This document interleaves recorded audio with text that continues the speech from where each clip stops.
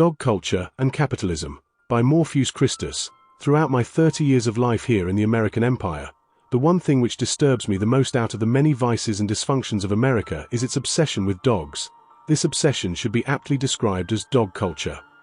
While I personally have never owned a pet of any sorts and have zero intention on doing so, this pernicious obsession with dogs is something which should warrant attention and scrutiny, especially amongst those who consider themselves socialists. To begin, the domestic dog, or Canis lupus familiaris, had its origin 14,000 years ago during the Pleistocene era, where ancient humans selectively bred grey wolves to become more docile and receptive to human interaction. While dogs in antiquity may have served a crucial role in farming, herding, traveling, and in some instances warfare, dogs today have become functionally obsolete in light of more advanced technology. So why do people insist on keeping them? The answer is simple. While it's true dogs provide little to no practical use for modern man, they serve as a vector for the human ego. They are marketed to us as companions and surrogate family members. For all intents and purposes, dog culture in the modern world is the product of capitalism, and it is the United States who should be considered the bastion of both dog culture and capitalism. While it's true that dogs have a pervasive presence worldwide, there is nowhere else in the world, in my opinion, where dog culture is as openly flaunted and promoted as the United States. America is one of the few nations in the developed world which is yet to issue a federal ban on pit bulls. The reason for this is simple yet absurd. Dogs in America are essentially a household deity who serve no purpose other than to elevate the social status of their owner. Why else would a group of people invest billions of dollars on a creature which yields little to no net benefit to society?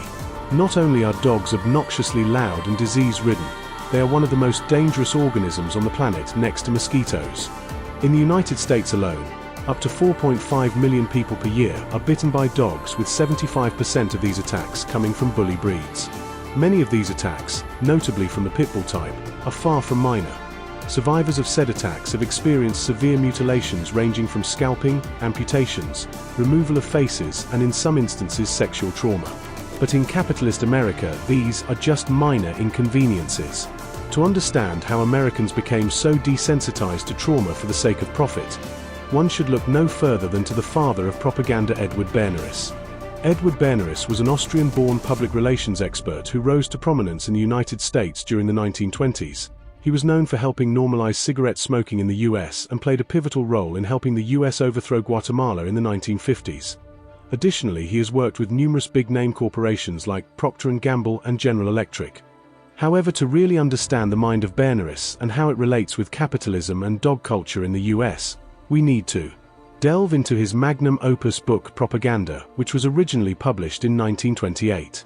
In it, he explains the importance of breaking down a person's sales resistance, or a person's initial reticence towards buying a certain product. He believed that by appealing to one's emotional sensibilities, advertisers can create a sense of lack in potential consumers for not having a certain product. For example, in order to help cigarette companies market cigarette smoking to women, Bernays hired female parade attendants to smoke cigarettes during an Easter parade in 1929. This stunt was part of the so-called Torches of Freedom campaign to encourage American women to take up cigarette smoking, which, as we know, has evolved into a multi-billion-dollar industry. By appealing to one's emotional sensibilities rather than logical, one can easily break down one's sales resistance towards virtually any product, especially dogs. Now, when we fast forward to the modern day, how are dogs marketed to the masses? As surrogate family members and companions, dogs are propagandized to us as a social panacea that can resolve most, if not all, of the ills of a society that has been ravaged by capitalism. And on the topic of capitalism, who is it who benefits the most from Americans' exuberant dog obsession? Aside from dogs who benefit from their parasitic consumption of food and unrequited love from their surrogate family members, it is obviously the big corporations who are raking in the profits. In 2021 alone, the pet industry amassed more than $200 billion in profits. This number is only 1% of America's $23 trillion GDP. So why is this industry so seemingly ubiquitous in the American way of life? I have my own theories, but most likely the pet industry must play a pivotal role in maintaining the oligopolistic stranglehold of capitalism. For instance, it's not only the pet industry which benefits from dog ownership, but also retail, agriculture, technology, restaurants, and transportation. We should look at the pet industry not as something in isolation, but as a cog in the machine of capitalist oligopoly. In closing, to understand dog culture, one first needs to understand capitalism, the private ownership of the means of production.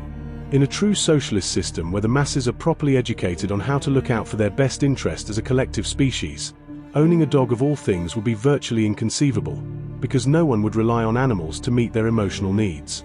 This is Morpheus Christus signing off.